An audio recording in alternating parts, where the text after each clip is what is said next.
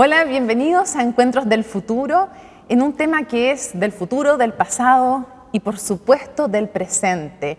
El feminismo, el cambio climático, la injusticia, temas todos relacionados. Estamos con mujeres pioneras en sus áreas, mujeres que han dado una lucha por mayor igualdad entre hombres y mujeres. Así es que tengo el gusto de presentarlas hoy día.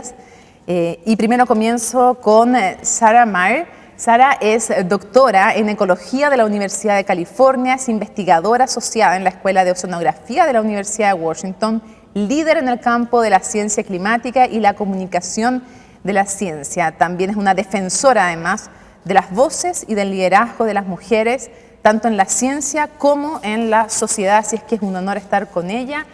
Sara, thank you. Really, I appreciate to be here with you. Thank you very much. The honor is mine.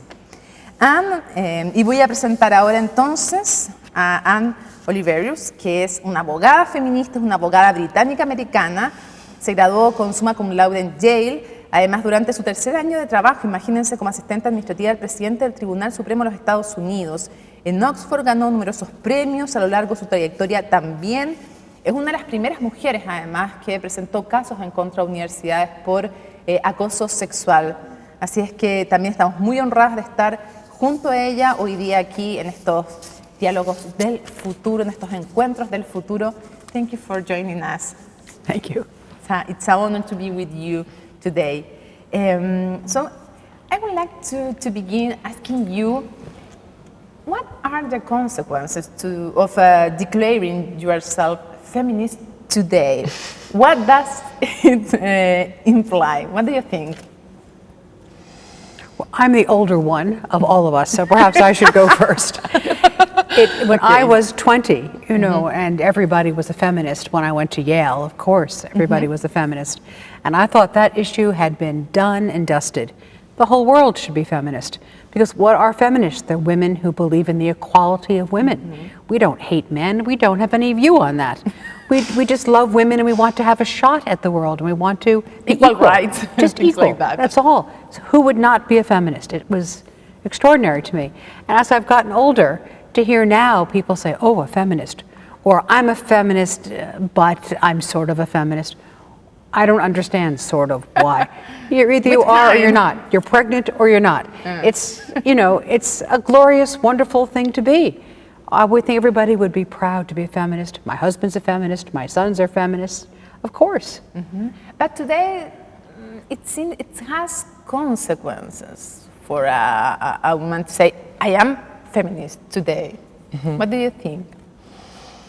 Well, when I get to talk about feminism and declaring myself a feminist, it puts me in solidarity with all the women around me. And so there are benefits and there are costs. It puts me in solidarity with all of the women and non-binary people that are a spectrum of humanity around us, right? And it recognizes the value of life and the equality of all of us. But it also puts me in a position where I'm in direct conflict with the existing hierarchies of power. And when you try to confront the existing hierarchies of power, you get pushed back by the culture. So there's a cost and a benefit to... Because you are not the nice... No, I'm not a good woman anymore, yeah.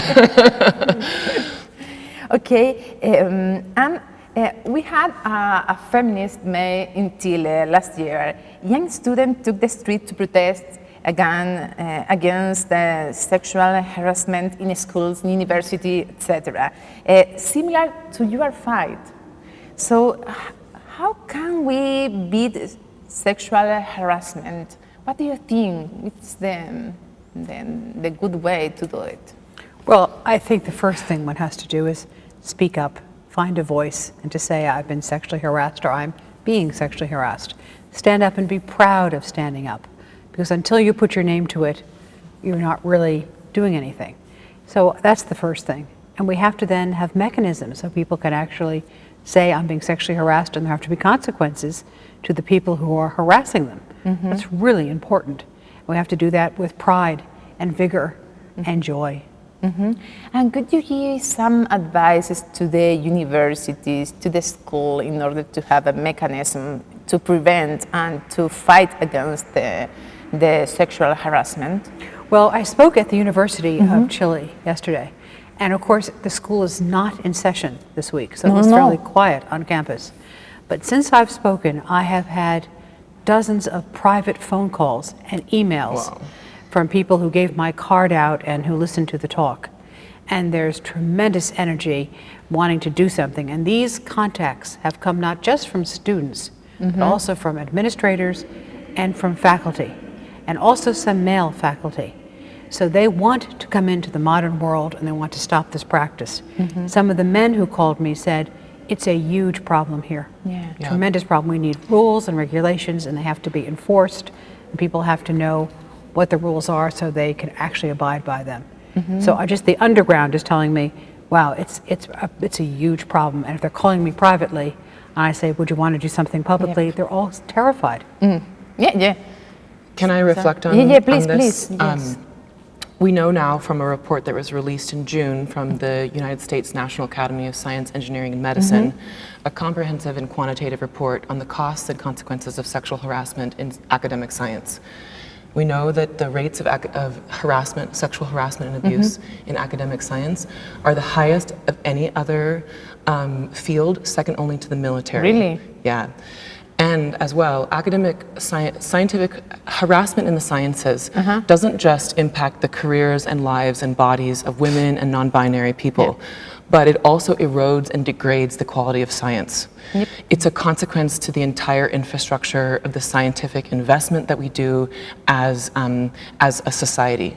So everyone loses. Yes, everyone loses. And so the idea that the women that shut the universities down because of sexual harassment were doing it only for women's issues is actually incomplete, because they were also there to stand up for the integrity of those institutions themselves. Sarah, as a female scientist, have you been questioned more than a male scientist during your career? Definitely.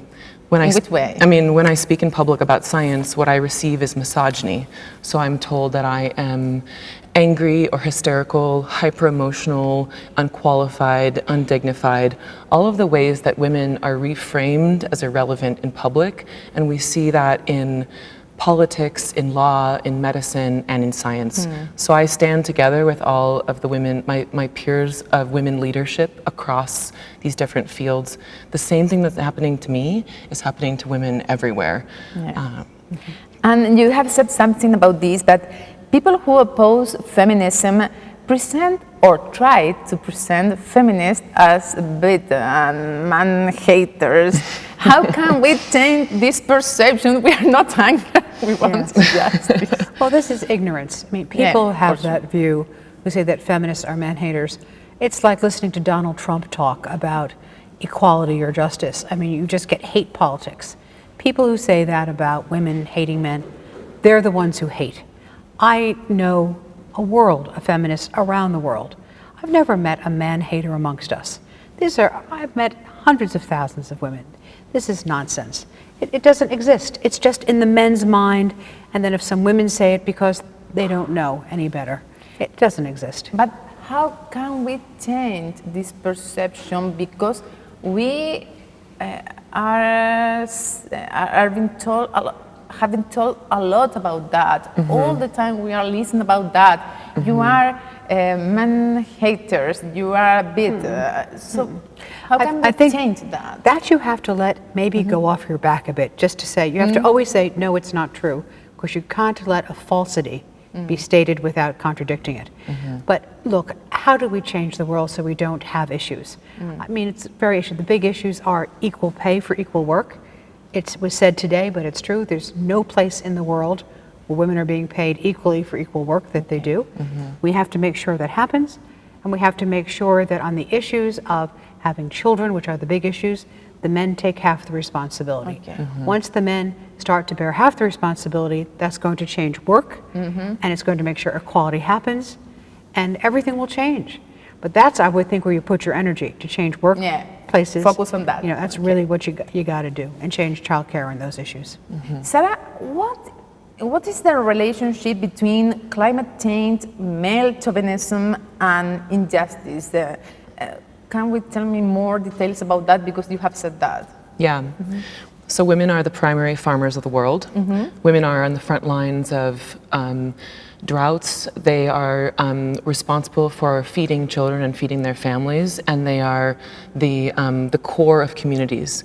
And so all of the impacts of climate change, from extreme weather and economic disruption and social chaos, women pay a greater price for those because of the role that they play in society and because they are universally subjugated across the globe.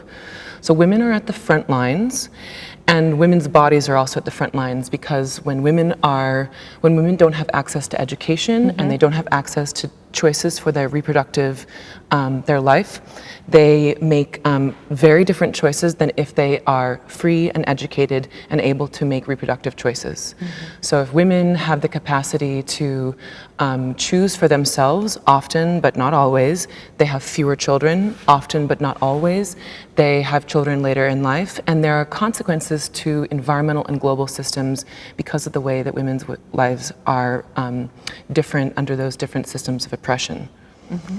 And you've mentioned women need three things to achieve equality: love, money, and laughter. Why? We have laughter. Look, if you don't have love, then you can become a bitter person, because it's really hard. There's so much systematic structural discrimination towards women. You know, you feel it all the time. You're always, the man gets the questions. It looks like the men know more than you know. And it's just a constant degradation. So, you need equality, you need respect. But if you don't have a sense of humor about this, then you really can get very depressed and unhappy and very bitter. So you want love, and you want to have a shot at life so you can show your gifts and a chance to develop those gifts. And you need to be able to laugh about the injustices, because they come at you every day, all day long. What about law and money? Well, money is very helpful. I have learned as I've become very wealthy through my work. I have a business, and my view is that I make money by doing good. I only take on clients I want to represent. I know many, many excellent lawyers, but I have never met a better lawyer than I am. And I can't be bought, so I take the cases I want to take. I don't represent the mafia. I don't represent Harvey Weinstein when, he's asked for representation. I'm very, very cautious about who I represent. I give my heart. We have the best and brightest group of lawyers. We just hired the best and brightest around the world. So I don't care if they're fat, large, big, small, black, white, I don't care. But they're mostly women, it tends to be, and they work hard. We make new law. We get some of the best awards for those people who are discriminated against, for our women, particularly in the world. We get the best money. But if you don't have money as a woman, you don't have a lot of independence. So we try to get a lot of money for women in divorces, in anything that they do in discrimination cases, because it holds them back. They need money to be able to be free and independent. It's not about to be rich, it's about to be independent. Yes. Okay, we are going to make a break, and after that we are going to continue with this conversation. Hacemos una pausa y volvemos a conversar con nuestras invitadas.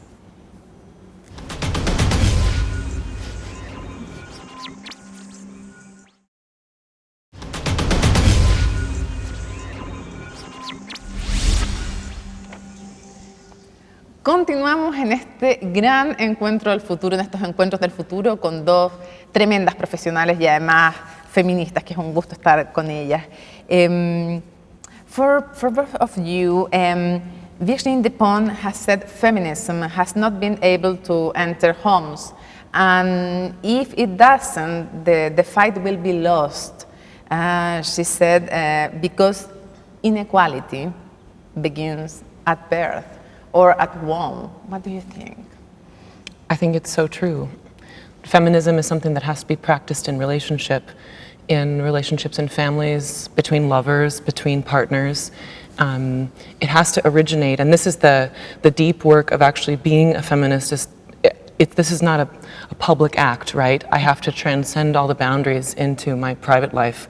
And one thing I think about the relation with feminism and intimacy in partnership is often that women's pleasure, women's sexual pleasure, has been left out of any importance in our sexual lives. And it's terrifying to men and to have this conversation in public. To say what I want. Right? To say what you want and to have the intimacy, the kind of sexual and intimate relationships that you really want. That is where actually feminism as an adult woman, that's where my feminism originates, right? Because I have to have equitable sex in order to have a life that also has all these lines of equitability and a feminist philosophy. So it's so critical to see how feminism can seep into all these different places, and also how much joy and happiness and connection comes from when I'm honest about who I am and what I want and how to have relationship. And at the same time, we don't have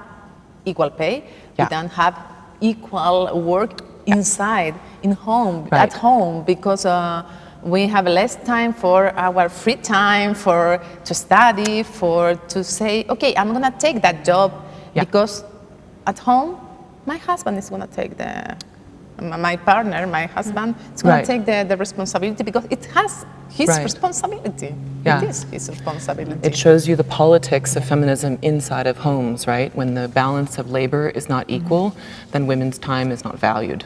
And we need to be valued because we are obviously equal to any man and any non-binary person, that we are all on equal footing. What do you think, Anna, about that? Well, it's interesting, this notion of sex, people don't discuss it much. And particularly being in Chile, I've heard some references to men's stronger sexual drive and men's needs, because we've been discussing issues like rape. And I sit there and I think, what is he talking about? Men don't have stronger sexual drives than women.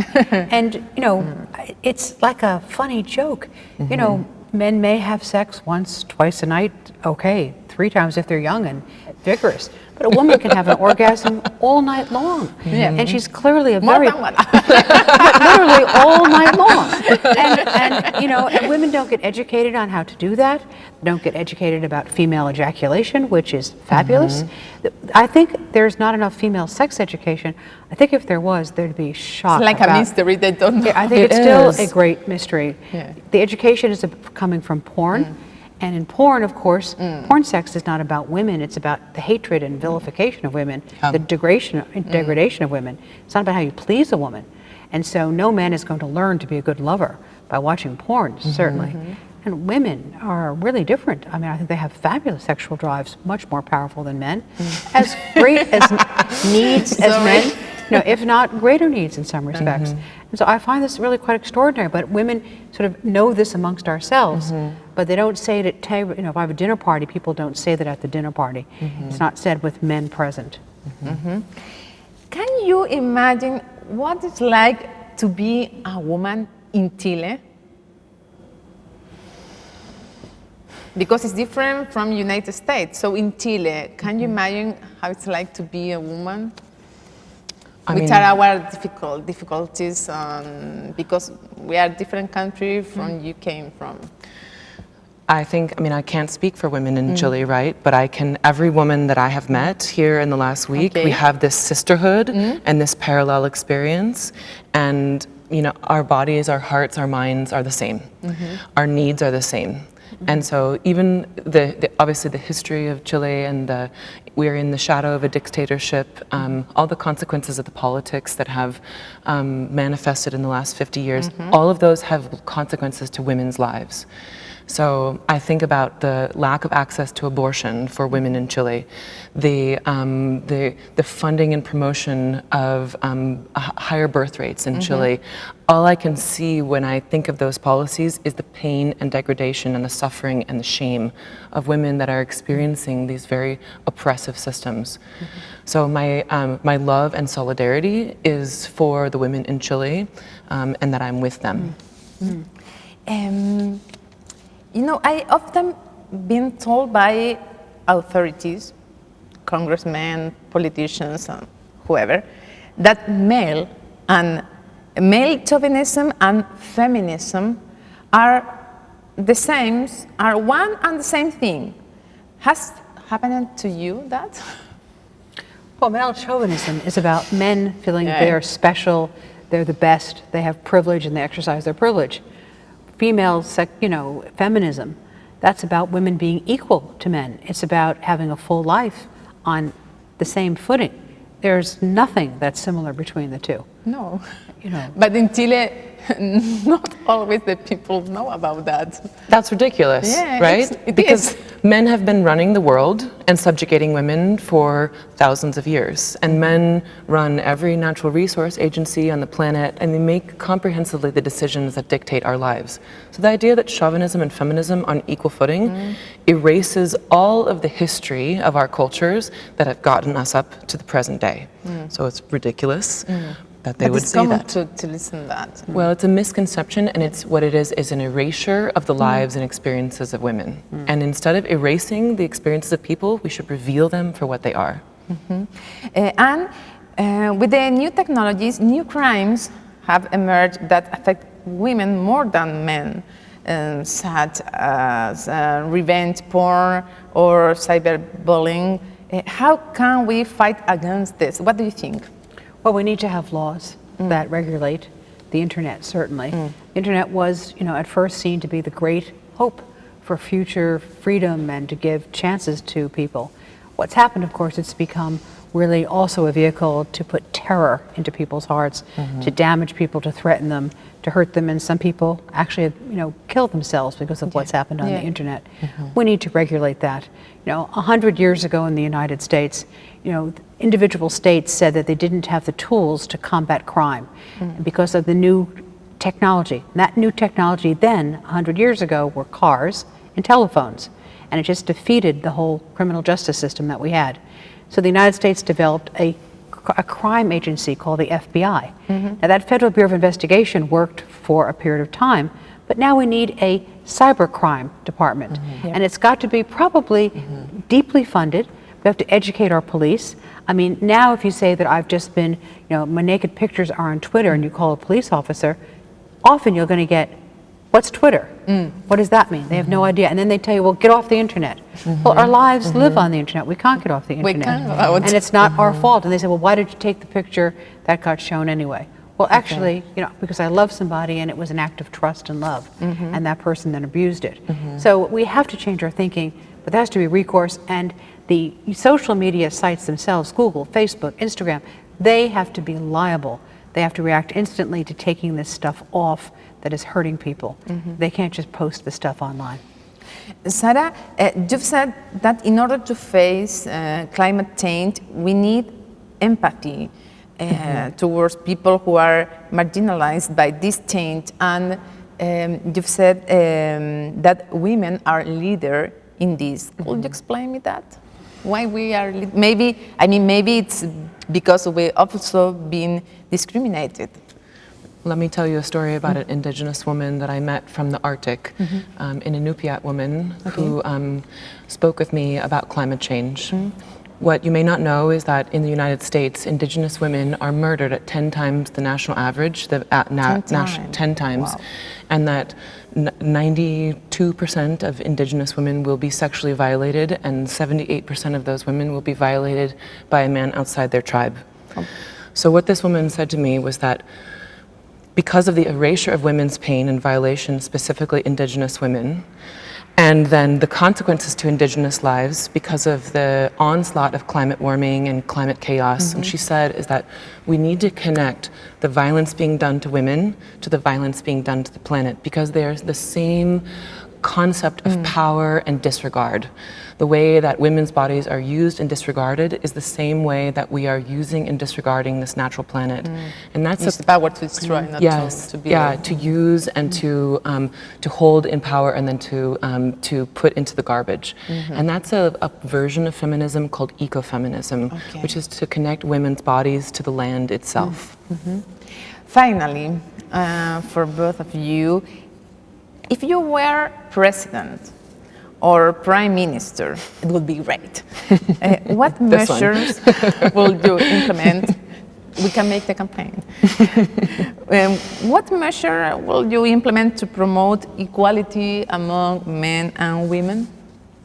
Well, I think one of the first things I would do is to put in legislation so that when people have children, that you encourage them with tax breaks and all sorts of monetary incentives so that the man takes off, whatever period of time that the woman is allowed to take off, not at the same time, but if he doesn't take it off, then he loses money. So you make it a real economic incentive. So every smart person is going to take off time to be with their kid. And you make that law, and that will change things automatically, because then the men start cooking, the men start cleaning, take care of the kids when the woman has to go back to work. Yes. You see it in Sweden all the time on their own business. The men are taking those baby carriages and walking them in the parks. At the negotiating tables when I'm there are women in full-fledged positions, and they're treated with respect, and they're negotiating. It's a very different society. It's a fabulous society. They take care of each other. It's a real change. The other thing I do pretty quickly is to make sure there's equal pay for equal work, and that you've got to actually have transparency. So when people apply for jobs, there's been this fabulous study from Finland that's just been published. They have people applying for jobs, and they block out on the resumes any indication of gender. They also block out any names, because they found in Finland that if Muslims, for instance, or foreigners applied, maybe they got 8% of the jobs. And when women and men applied, the men got most of the jobs. After they blocked out the identity, so you couldn't tell, 82% of the jobs offered were to women, and 48% went to foreigners with Muslim names. It's a whole different recruitment system. So we need to put a system in like that that's really fair, and not just, jobs for the boys. It has to be a fair meritocracy. And then we have to figure out how to promote in that system, so that's also fair. And you? I completely agree with Anne, 100%, and I will vote for you for president. I'll vote for you. Or I'll be your vice president. I think women's bodily autonomy is fundamental. So the access to comprehensive access to reproductive rights. I am sick and tired of men telling me what I can and cannot do with my body. This includes abortion, because when women have the ability to make decisions about when they have children, they can make fundamentally different decisions for how they care and steward their own lives and the lives of the existing children that they have. So I think as I have grown older, I think that the ability to have an abortion when and where and how you want to as a woman is a fundamental human right and a marker of a free society. When that doesn't exist across societies, you see all the downstream consequences to the lives and voices of women. Sarah, and I really appreciate to have this conversation with you. Thank you for joining us. It was an honor. Thank you very much. Thank you. Y ustedes, muchas gracias por habernos acompañado en este nuevo Encuentro del Futuro.